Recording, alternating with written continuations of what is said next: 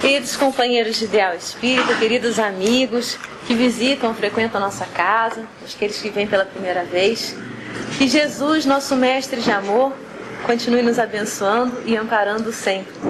E que nós possamos aproveitar esses minutos, esses breves minutos de estudo, para renovar os nossos pensamentos, fortalecer os nossos ideais no bem, e com isso nós trilharmos com passos cada vez mais firmes essa senda do bem que Jesus nos ensinou e nós continuamos aprendendo. O tema da noite de hoje, ele foi sugerido lá na nossa caixa de sugestões de temas de palestras. E originariamente, ele se referia à seguinte frase: como lidar com os mortos. Um tema que me despertou a atenção e fomos buscar referências a respeito desse tema. E a primeira pesquisa que nós fizemos foi ao dicionário, porque nós julgávamos que o verbo lidar, ele queria dizer alguma coisa como se relacionar, como conviver, como proceder para com. E o dicionário nos informou que o verbo lidar vem do latim litigare, e que como verbo transitivo indireto, ou seja, regido por preposição, lidar com, ele significava lutar. Aí aquela proposta original do tema da palestra, como lidar com os espíritos, ia ficar como lidar com os mortos, ia ficar como lutar com os mortos. E não é bem essa proposta, né? Uma outra acepção do termo lidar é trabalhar com muito sacrifício, muito esforço. E também não era esse bem o propósito. Daí, com a devida licença e a partir dessa explicação, nós modificamos o tema para o que julgamos que tenha sido original, a ideia original, que é como proceder para com os mortos. E quando nós pensamos em como proceder para com os mortos, a primeira pergunta que nos vem é se é realmente necessário nós estudarmos como nós devemos agir para com aqueles que não estão mais aqui entre nós. Será que eles não estão num lugar distante, bem separados de nós, e com isso nenhuma influência exercem sobre nós, e nós também nenhuma influência exercemos sobre eles? E quem nos responde a essa pergunta é o codificador Allan Kardec, lá na última obra da codificação, na Gênese. No último capítulo dessa obra, no capítulo 18, que trata São Chegados os Tempos, lá no item 29, ele traz para nós um pensamento maior, do qual nós extraímos um pequeno trecho. Esse pensamento, ao longo do estudo, nós vamos apresentá-lo mais completo. Mas para responder a nossa pergunta, será que nós temos alguma influência, existe alguma influência entre mortos e vivos? Ele nos diz assim: entre mortos e vivos, a perpétua, ou seja, contínua e ininterrupta solidariedade. Ou seja, nós temos interesses e responsabilidades mútuos, nós nos interessamos por eles e eles também se interessam por nós. Assim, a primeira parte da questão, da pergunta que nos foi proposta, como lidar com os mortos, que nós passamos para como proceder para com os mortos. A primeira parte, então, proceder para com, só para conferir, fomos ao dicionário também ver, significa tratar, comportar-se, definir o modo de agir. E a segunda parte da questão é relativa aos mortos. Mas a gente pode pensar, que dúvida existe, né? Nós sabemos que os mortos são aqueles que são sem vida. Mas mesmo assim fomos ao dicionário e fomos fazer essa pesquisa. E lá nós vimos que o dicionário ele apresenta uma visão materialista, quando ele nos informa que os mortos são aqueles que morreram, são os extintos. E ele também diz que morto se refere ao cadáver, aquele corpo físico sem vida. E nós voltamos à pergunta: será que a pessoa queria que nós tratássemos algo a respeito do que fazer com o corpo físico daquele nosso ser amado que agora está ali sem vida? Ou seja, queria que tratássemos como nós deveríamos proceder em termos de doação de órgãos, ou em termos de o que era mais conveniente fazer com esse corpo físico, cremar ou enterrar? E nós achamos que não, que a ideia original mesmo era como proceder para com os mortos, entendendo esses mortos como os desencarnados. E aí nós vemos por que na doutrina espírita, ou em espiritismo, nós costumamos não dizer que a pessoa ou fulano morreu. Nós dizemos fulano desencarnou. Por quê? Porque o nosso foco é outro. Quando o nosso foco está voltado para a matéria, um foco materialista, o foco está no corpo físico, nós dizemos que o corpo físico ele morre, ele se extingue, ele se decompõe, é destruído. Mas quando o foco é o espírito não morre, ele prossegue. Então esses mortos são os desencarnados. E por isso nós dizemos que fulano desencarnou. que o que morreu foi seu corpo físico. Ele prossegue a sua jornada evolutiva. Continuamos no dicionário. Vimos agora o que queria dizer desencarnado para o dicionário, que já apresentou a visão materialista em relação aos mortos. E nos surpreendemos, porque agora o dicionário apresentou uma visão espiritualista. Ele acredita, ou aceita que existe espírito, porque ele nos diz que os desencarnados são os espíritos separados do corpo, o espírito separado do corpo que ele animou. Então já considera a existência do espírito.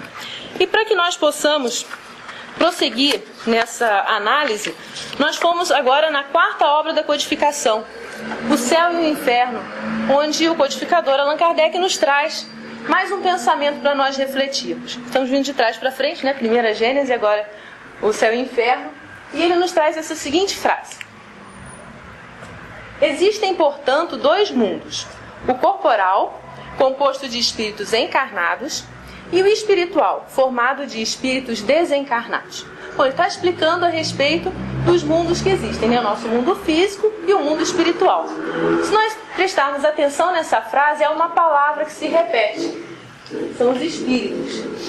Então nós observamos dessa frase o seguinte, que todos nós somos espíritos. Nós estamos, ora na condição de encarnados, como nós estamos agora, ora na condição de desencarnados, como nós estávamos antes de reencarnar e como nós vamos ficar quando deixarmos esse corpo físico. Mas todos nós somos espíritos. E mais então, nesse momento nós estamos encarnados e os outros espíritos estão na condição de desencarnados. A única diferença é que para nós existe a ligação ao corpo físico. Os encarnados estão ligados a um corpo físico denso e os desencarnados não têm mais essa ligação com o corpo físico. Agora, a partir dessa ideia que nós temos dos desencarnados, é importante nós definirmos algumas características para entendermos como nós vamos proceder para com eles.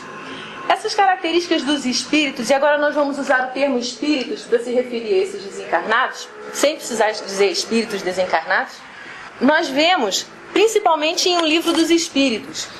Lá na segunda parte do livro dos Espíritos, que trata do mundo espírita ou mundo dos espíritos, aqui na primeira obra da codificação, Kardec já usou o primeiro capítulo para tratar dos espíritos, perguntando a respeito da sua origem, da sua natureza, da sua forma, da sua progressão e da ordem dos espíritos.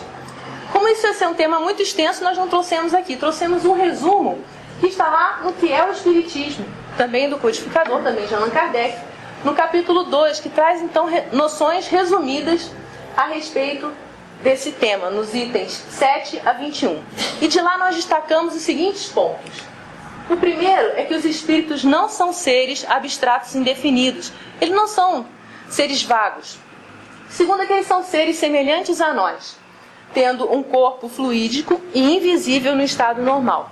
Nós já tivemos a oportunidade de falar desse corpo fluídico e invisível aqui. Ele tem o nome de perispírito. Então, tanto os desencarnados têm o perispírito, como nós, enquanto encarnados, também temos esse perispírito. Mas ele é invisível para nós encarnados no estado normal. Os que estão desencarnados agora também têm esse corpo fluídico, que é o perispírito. E por fim, que eles não sabem tudo só porque desencarnaram.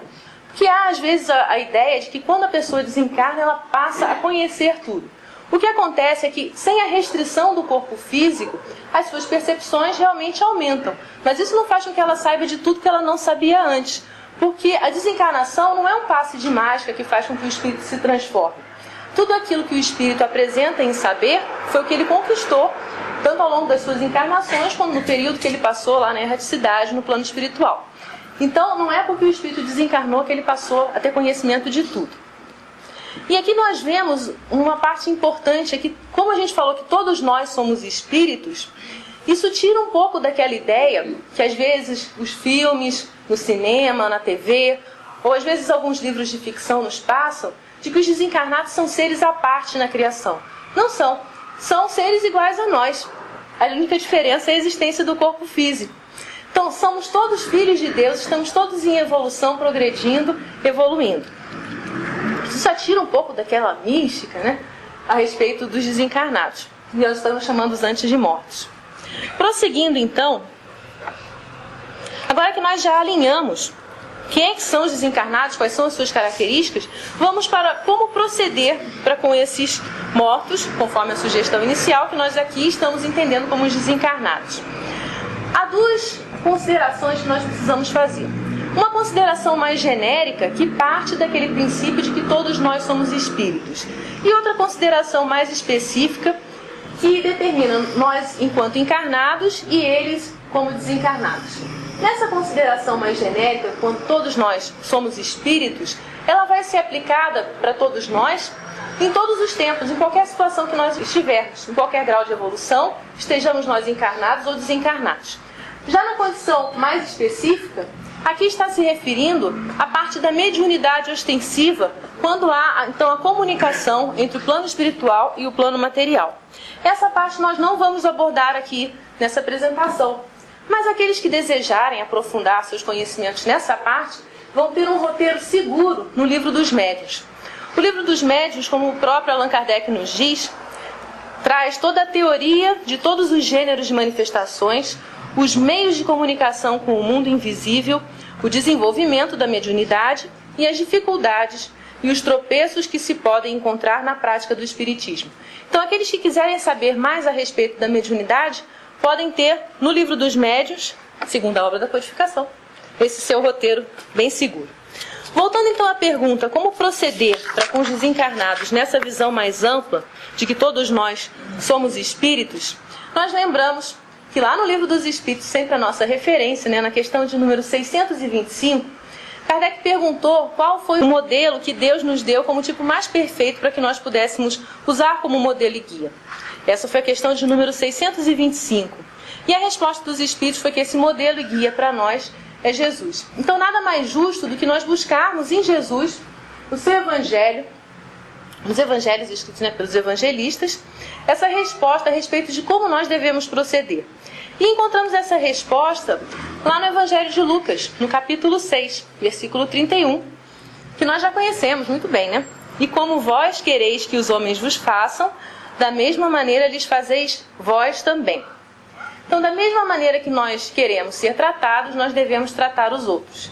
É um pensamento que é muito fácil de nós entendermos e que nós, pouco a pouco, vamos praticando cada vez com mais sabedoria.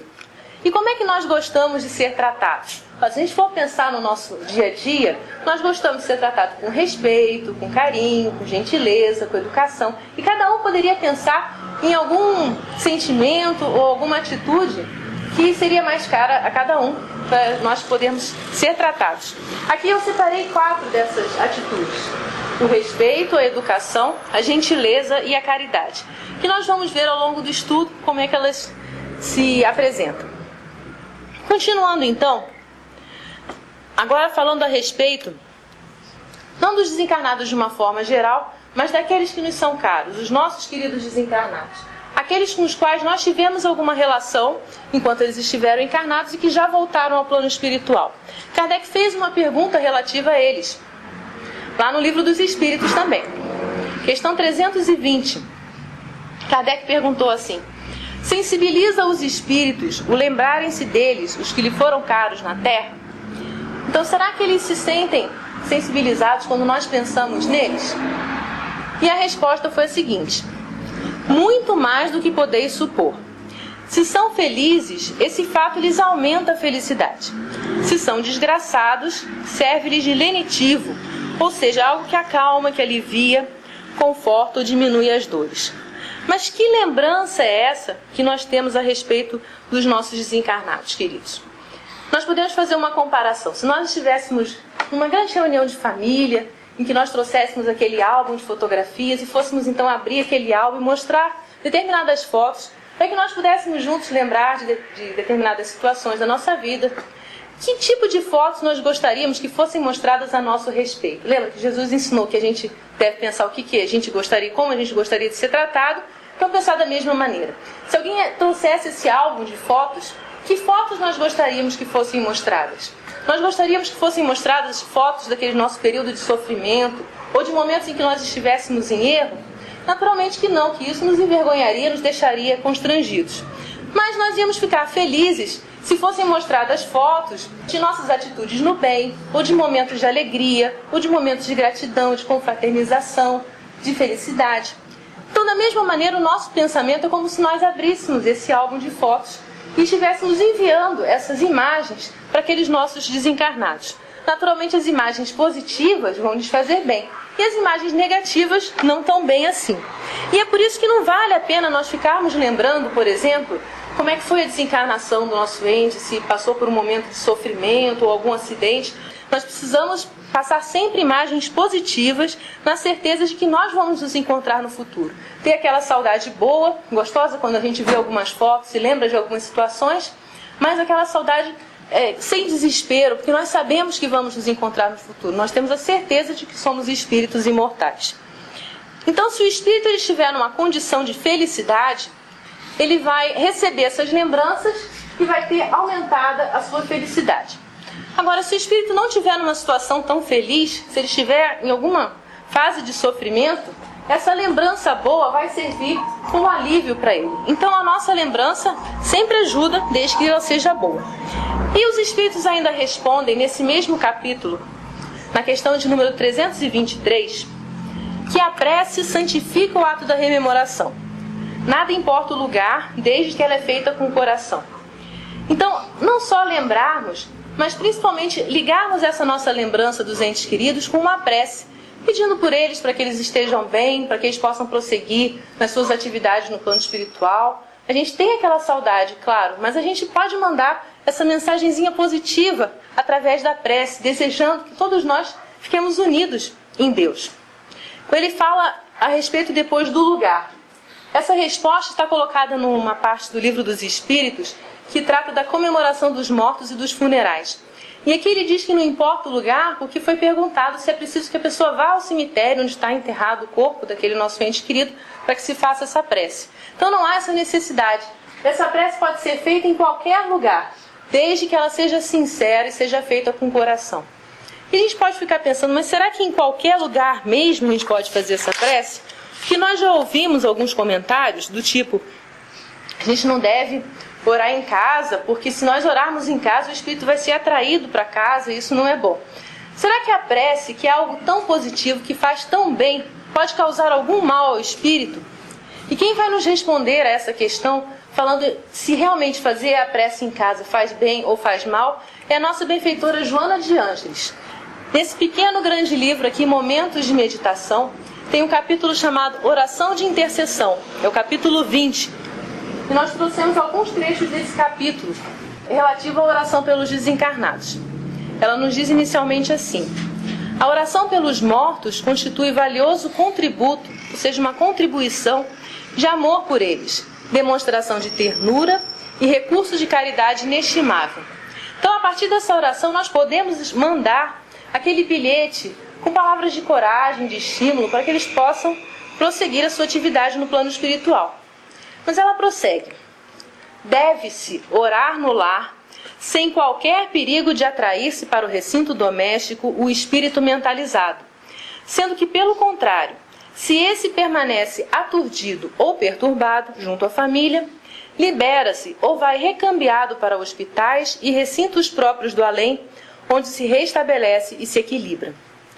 Então, como é que acontece? No período, quando a gente desencarna, há um período de perturbação espiritual que também está muito bem explicado lá no Livro dos Espíritos.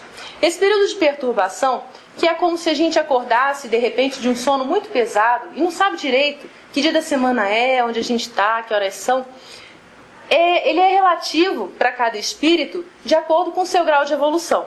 Então, os espíritos mais evoluídos têm um período de perturbação muito pequenininho, se é que tem, e os espíritos que estão mais ligados à matéria, que estão menos evoluídos, vão ter esse período de perturbação mais dilatado, até que eles possam fazer a sua adaptação ao plano espiritual. Pode acontecer que o espírito, quando desencarna, ele vá para junto daqueles que ele conhece, para sua família. E ele fica muito assustado porque que ninguém mais dá atenção para ele. Ele tenta falar com as pessoas e ninguém responde, ninguém parece que percebe a sua presença ali. Claro, ele está no plano espiritual e a gente, se está encarnado e não tem nenhum tipo de mediunidade, não vai perceber que o espírito está ali. E aqui a recomendação da Joana de Ângeles é que nós devemos orar no lar. Porque essa oração é aquele momento de carinho, de aconchego para esse espírito, em que ele vai se sentir abraçado, vai se sentir bem e vai pouco a pouco entendendo a sua nova situação E aí, entendendo essa situação, ele vai poder ser levado para os hospitais e para lugares no além, onde ele possa fazer o seu restabelecimento e passar então nessa fase de perturbação. Fica a recomendação de que nós podemos e devemos orar no lar pelos nossos desencarnados.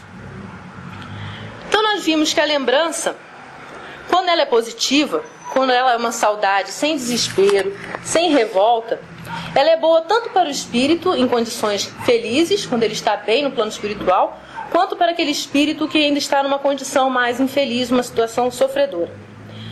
Nós vimos que quando a gente une essa lembrança que nós temos dos nossos queridos desencarnados com uma prece, nós santificamos essa lembrança. Essa prece pode ser dirigida a Deus, a Jesus, aos espíritos superiores. A gente pode, nessa prece, pedir pelo nosso ente amado, agradecer pelos momentos felizes que nós vivemos com ele e desejar que ele possa prosseguir com coragem nessa fase de adaptação em que ele está. Faz bem tanto para o espírito, mas principalmente faz bem para nós, porque também nos acalma e permite que a gente possa dar essa expressão de carinho e de gratidão. E que ela pode ser feita em qualquer lugar, mesmo no lar, sem nenhum perigo de atrair o espírito para o ambiente. Pelo contrário, ajudá-lo a se libertar. E aí fica a pergunta do codificador a respeito de outros desencarnados. Lá também no Livro dos Espíritos, a questão que foi feita sobre o número 664. Será útil que oremos pelos mortos e pelos espíritos sofredores? E nesse caso, como lhes podem as nossas preces proporcionar alívio e abreviar os sofrimentos? Têm elas o poder de abrandar a justiça de Deus? Então Kardec fez 3 perguntas em uma só, né? Vamos analisar aqui. A primeira parte é em relação à utilidade da prece. Será que a prece é útil, mesmo quando a gente faz prece por outros desencarnados que não tiveram relação conosco, pelos espíritos sofredores? A segunda pergunta, como é que funciona essa prece no sentido de proporcionar alívio, se pode abreviar os sofrimentos desse ser que está desencarnado? E a terceira pergunta que ele faz, se elas têm o poder, se elas, a prece, né, tem o poder de abrandar a justiça de Deus. Nós vamos observar agora alguns trechos dessa resposta, que é bastante extensa. Quem quiser pesquisar no Livro dos Espíritos, pode vê-la na íntegra. E aqui nós trouxemos apenas alguns trechos. A primeira parte dela diz o seguinte: a prece não pode ter por efeito mudar os desígnios de Deus. Então não tem jeitinho nem com a prece para poder mudar a justiça divina. Mas a alma por quem se ora experimenta alívio porque recebe assim um testemunho do interesse que inspira aquele que por ela pede, e também porque o desgraçado sente sempre um refrigério, ou seja, um conforto moral, quando encontra almas caridosas que se compadecem das suas dores. Então nós vemos que a prece tem utilidade sim, que ela ajuda esses espíritos quando elas estão em sofrimento, ou em qualquer outra situação, mas principalmente nesse caso do sofrimento. Primeiro porque eles não se sentem tão sozinhos assim naquela sua nova situação. Eles veem que tem alguém que está dando um testemunho de interesse por eles. E eles têm aquele conforto, né? Um conforto moral de que outras pessoas estão junto com ele ali, tentando dar um apoio para que ele possa prosseguir. Mais adiante na questão, esclarece que a nossa prece, ela age no seguinte sentido: ela convida esse espírito sofredor ao arrependimento e ao desejo de fazer o que é necessário para ser feliz. Então, conforme nós vamos desejando, dirigindo essa prece a Deus em favor de um outro espírito desencarnado, desse espírito sofredor, ele começa a rememorar os fatos da sua vida, observar o que aconteceu com ele, e ele pode ter esse arrependimento sincero. E quando ele se arrepende, não é para ele ficar se sentindo culpado, perdi a oportunidade, não fiz nada. Não, porque a culpa não vai nos levar a nada, nem no plano espiritual, nem aqui, ela só nos deixa estagnados. Ele precisa sentir esse desejo de fazer o que é necessário para ser feliz. Muito bem, não agi bem, e agora o que eu posso fazer para consertar? E quando ele começa a pensar dessa maneira, quando ele sai daquela situação, daquele pensamento inicial só de sofrimento, e começa a pensar que ele pode fazer alguma coisa diferente, ele se abre para a assistência que é sempre contínua para nós, dos espíritos superiores, dos espíritos bons, que querem sempre nos ajudar. Mas nós temos que abrir as portas para que eles possam vir para junto de nós. Então esses espíritos melhores que esse espírito sofredor podem chegar, se aproximar dele então, e aí consolá-lo e ajudá-lo a melhorar-se efetivamente. E é assim que a prece vai ter a sua atuação. Ainda nos lembra a respeito da justiça divina que não existe nesse caso nenhum abrandamento ou o contorno da justiça divina. O que existe é o seguinte: o espírito ele tem que fazer o seu esforço para poder mudar. Depende de cada um de nós. A partir do momento em que ele percebe que errou e quer se modificar, ele recebe o auxílio. E aí o sofrimento dele diminui, porque ele está numa outra trajetória, está querendo se melhorar. E conclui essa questão São Luís nos dizendo que Jesus orava pelas ovelhas desgarradas. Ora, se Jesus orava por todos aqueles ovelhas desgarradas, a gente pode imaginar, né? Aqueles que saíram do rebanho, se desviaram da lei divina. Então podem ser todos nós que de alguma forma não cumprimos ainda à risca a lei de Deus que nos ensina a amar a todos. Se Jesus orava por todas essas ovelhas desgarradas, nós, querendo imitar esse modelo, também somos convidados a orar por todos os espíritos, né? Mas principalmente por aqueles que estão em situação de sofrimento. Prosseguindo então, nós trouxemos aqui aquela frase que serviu de início para o nosso estudo, que está localizada lá na Gênesis, no capítulo 18, no item 29. Essa frase está localizada no seguinte contexto: está sendo falado sobre a geração nova, sobre a transição planetária, mostrando que a Terra está mudando seu nível evolutivo, e aqueles espíritos que já não estão mais de acordo com esse nível evolutivo vão precisar ser levados para outros mundos que sejam compatíveis com seu grau de evolução. Mas será que esses espíritos vão ser assim degradados, expulsos? Não, né? Todo mundo vai ter a sua chance para poder se melhorar. E é nesse contexto que se encaixa essa frase, porque Kardec nos lembra que nós mesmos, pelas nossas preces e exortações, ou seja, pelos nossos conselhos, podemos concorrer para que esses espíritos se melhorem, visto que entre mortos e vivos há perpétua solidariedade. E eles se melhorando, vão ter a oportunidade de continuar encarnando na Terra. E agora vamos pensar a respeito de outros desencarnados. Há desencarnados em condições mais diversas que nós possamos imaginar. São aqueles espíritos necessitados, sofredores, como nós falamos, aqueles com os quais nós precisamos ainda nos ajustar. Tem espíritos desencarnados que são nossos amigos, nossos benfeitores. E se a gente quiser saber um pouco mais a respeito dessa diversidade de classes dos espíritos, nós podemos estudar lá no item 100, no Livro dos Espíritos, a escala espírita proposta por Allan Kardec. Ele, falando em linhas gerais, ele divide os espíritos em 3 ordens. A dos espíritos puros, aqueles que já atingiram o grau máximo de perfeição. A dos bons espíritos, naqueles que já predomina mais o bem do que o mal. E a dos espíritos imperfeitos, que ainda não evoluíram muito porque se deixam levar pelas paixões, ainda estão voltados para o mal. Dentro dessa escala espírita se localizam, então, todos os espíritos desencarnados que nós possamos imaginar. E aí a gente pode pensar, mas o que eu tenho a ver com outros desencarnados, né? Será que eu tenho que fazer prece por eles também? Bom, Jesus nos recomendou para a gente tratar todo mundo como nós gostaríamos que ele tratasse. Então, se nós gostaríamos que fizessem preces por nós, por que não nós fazermos, de nossa parte, prece por eles? E como é que a gente entra em contato, ou esses espíritos, a gente tem notícia desses espíritos? Quando a gente abre o jornal de manhã e vê algumas notícias, ou quando a gente liga a televisão à noite e vê o noticiário, a gente ouve falar, né, de alguma tragédia que aconteceu, tsunami lá no Pacífico, bem longe, ou o terremoto lá no Haiti, e várias pessoas desencarnaram. Ou a gente ouve falar lá no deslizamento de terra em Teresópolis, ou na tragédia de Santa Maria. Então, todos esses eventos, a gente vê que vários espíritos desencarnaram. E o que a gente pode fazer por esses espíritos? A gente pode fazer bastante coisa. Não só orar, porque a gente não pode passar o dia inteiro fazendo prece, porque nós temos os outros compromissos no plano material. E lá no Livro dos Espíritos ainda, na resposta à questão 661, os Espíritos nos disseram que as boas ações são a melhor prece. Por isso que os atos valem mais do que as palavras.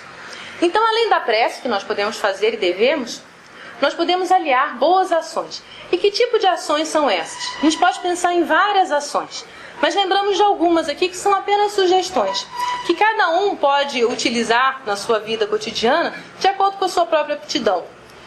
Se nós, por exemplo, presenciamos um acidente de carro, o que cada um pode fazer?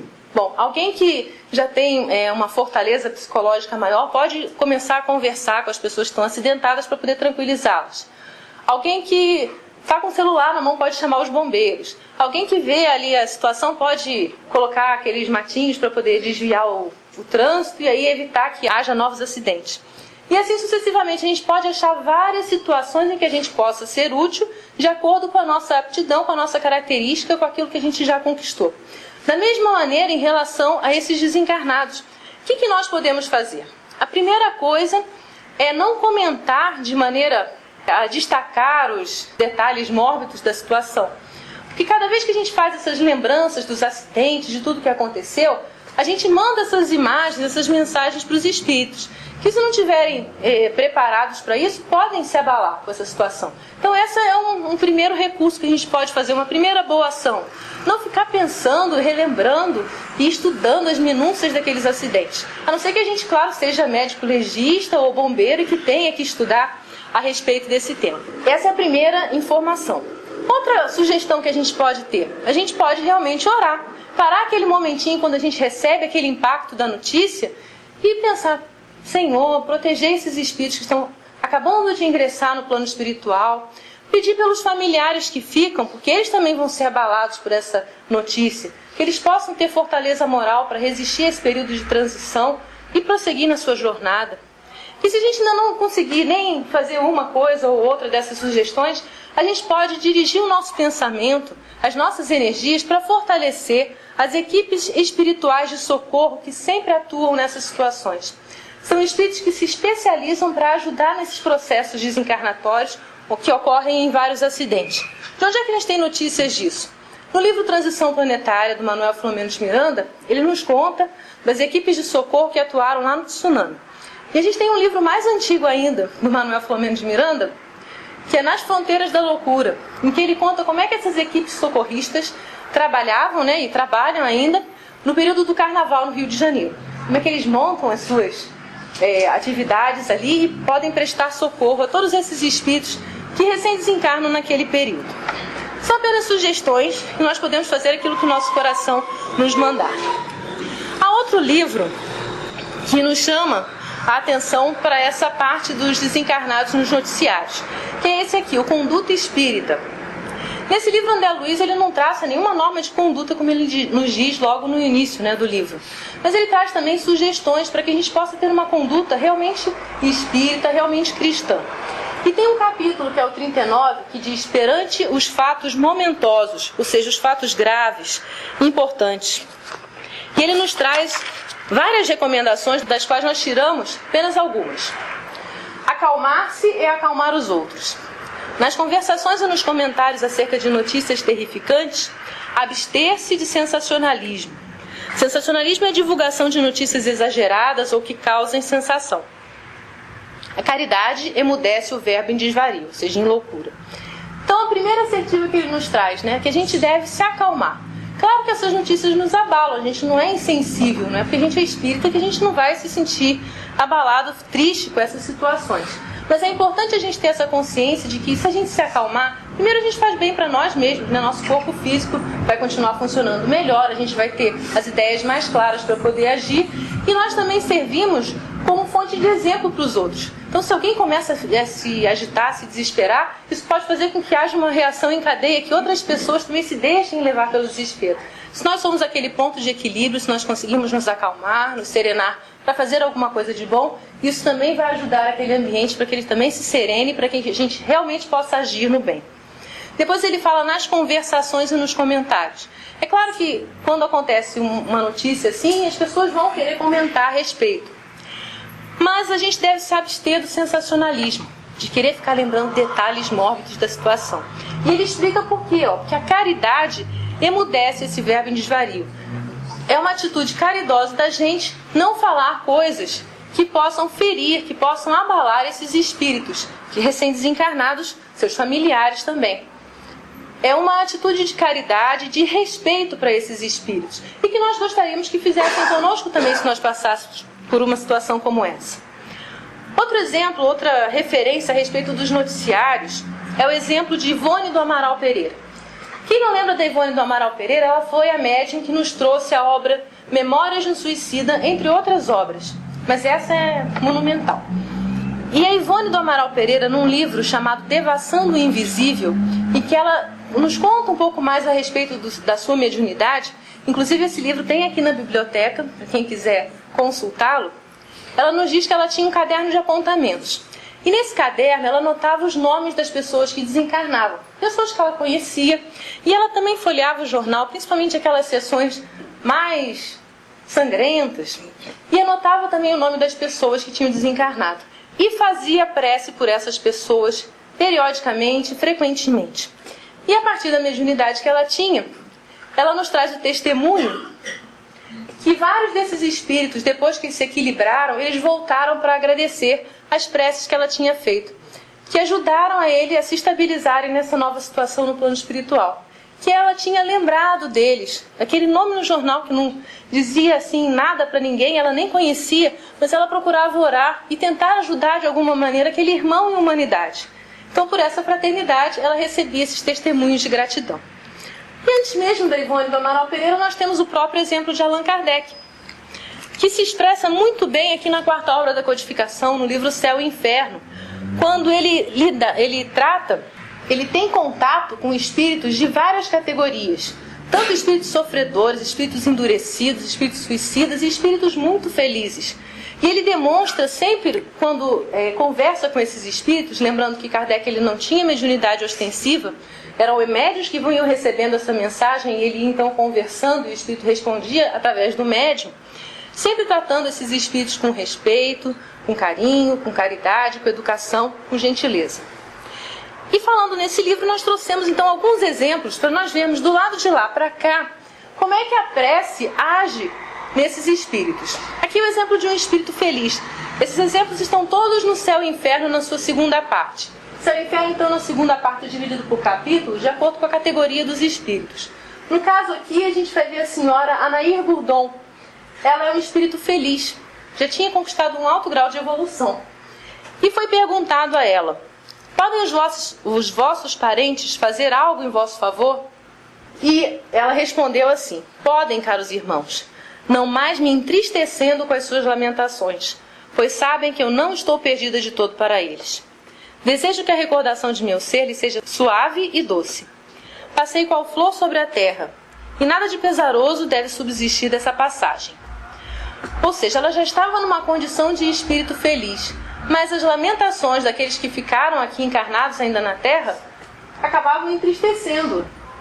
E ela dizia que eles podiam lembrar dela, não tinha problema nenhum, ela até queria que fosse lembrada a sua recordação ser suave e doce, aquela foto bonita do nosso álbum de fotografias, né, da família, e não fotos de lamentações, de revolta, em por que você desencarnou e não fui eu, pensamentos desse tipo que não auxiliam em nada o espírito.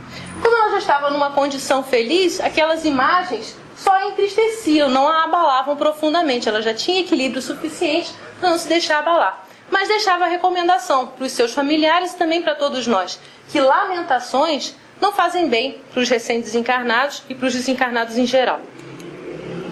Outro espírito feliz é a Juliane Marie. Ela não está no capítulo dos espíritos felizes, ela está no capítulo das expiações terrestres. Ela teve uma encarnação extremamente difícil. Nessa encarnação ela foi uma mendiga e ela foi auxiliada por algumas pessoas, dentre elas um senhor que sempre procurava ajudá-la de alguma forma material e também espiritual, fazendo preces por ela. Ele estava presente nessa reunião, ela se manifestou. Ele era um dos assistentes da reunião. E ela então manda a mensagem dirigida a ele nos seguintes termos: agradeço-te as boas preces e o serviço que me prestaste. Jamais o esquecerei. Um dia nos tornaremos a ver e muitas coisas te serão explicadas, coisas cuja explicação hoje seria extemporânea, seja inoportuna. Fica certo somente da minha dedicação, de que estarei ao teu lado sempre que de mim precisares para aliviar os que sofrem. Então, que testemunho de gratidão, né? De como as boas preces e as boas ações, não é só a prece, mas ele aproveitou a oportunidade que teve ao lado dela para fazer aquele bem que ele podia, ganhou um amigo espiritual, uma amiga espiritual, para sempre, que vai estar lá ajudando ele em todas as suas atividades no bem. Que alegria, que conforto isso dá para nós, né? Sabemos que nós também conquistamos amizade no plano espiritual, a partir das nossas ações aqui, enquanto estamos encarnados, e também das nossas preces. Nós trouxemos agora o exemplo de um espírito sofredor, o Ferdinand Bertin. O Ferdinand Bertin, ele desencarnou numa catástrofe marítima. E o grupo mediúnico ali que estava com Kardec fazia preces por esses espíritos mesmo sem conhecê-los. E ele se manifesta então um dia dizendo: a piedade que tiveste dos meus tão horríveis sofrimentos aliviou-me. Sofro continuamente, e se por momentos permite Deus que eu entreveja o fim da minha desventura, devo as preces de caridosas almas apiedadas da minha situação. Fazem-me bem as vossas preces, não me as recuseis. Então ele estava naquele período de perturbação após a desencarnação, em sofrimento, mas ele diz que as preces ajudavam ele a ver que aquele sofrimento ia ter fim. Isso já dava um pouco de esperança para ele, já ajudava ele a atravessar essa situação. E pedia mesmo: fazem-me bem as vossas preces, não deixem de fazê-las por mim, não me as recuseis. O Espírito São Luís, que era o mentor daquele grupo e ajudava a esclarecer algumas mensagens, algumas situações, referindo-se a esse espírito, diz que ele tinha deixado o caminho da expiação, ou seja, ele tinha conseguido resgatar uma parte dos seus débitos de encarnações anteriores para entrar no da reabilitação. Ainda não tinha acabado, agora ele tinha que consertar o que ele tinha feito de errado. No qual vossas preces podeis sustentá-lo, fazendo que trilhe a passo mais firme e resoluto esse caminho do bem. Então, as preces não ajudam só naquele período de transição, de perturbação.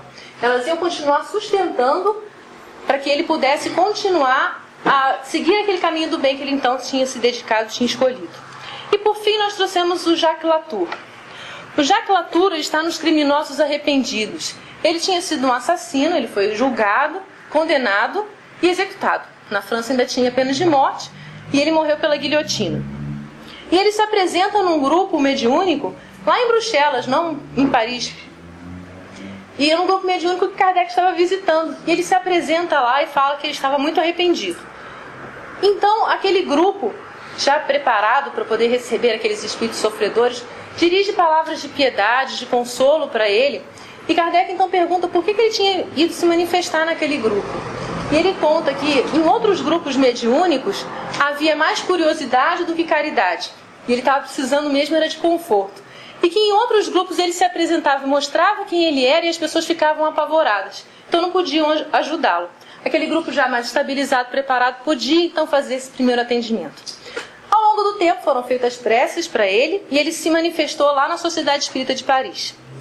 Sofro muito, mas parece-me que os sofrimentos diminuem.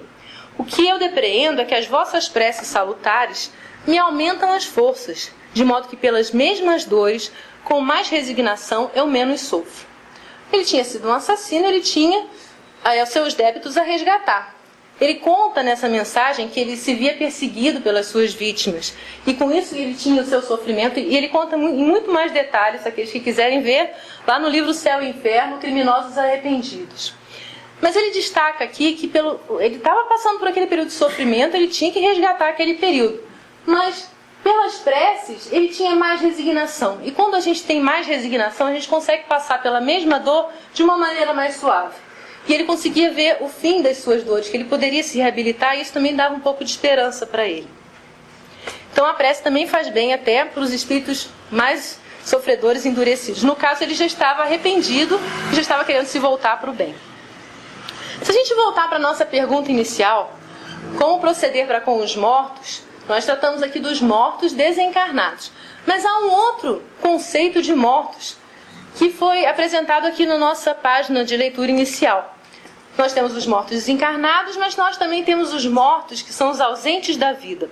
Lá no Fonte Viva, no capítulo 143, Emmanuel nos traz essa definição, quando ele diz: o cadáver é carne sem vida, enquanto que um morto é alguém que se ausenta da vida.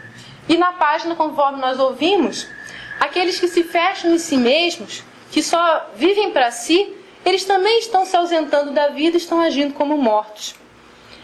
No Caminho, Verdade e Vida, uma outra obra dessa mesma série do Fonte Viva, no capítulo 113, agora Emmanuel nos diz assim: muitos homens estão mortos, soterrados nos sepulcros da indiferença, do egoísmo, da negação.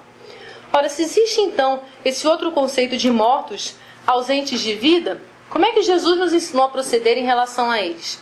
E nós encontramos tanto no Evangelho de Lucas quanto no Evangelho de Mateus essa recomendação: deixai aos mortos o enterrar os seus mortos, e segue-me, e deixe os mortos sepultar os seus mortos.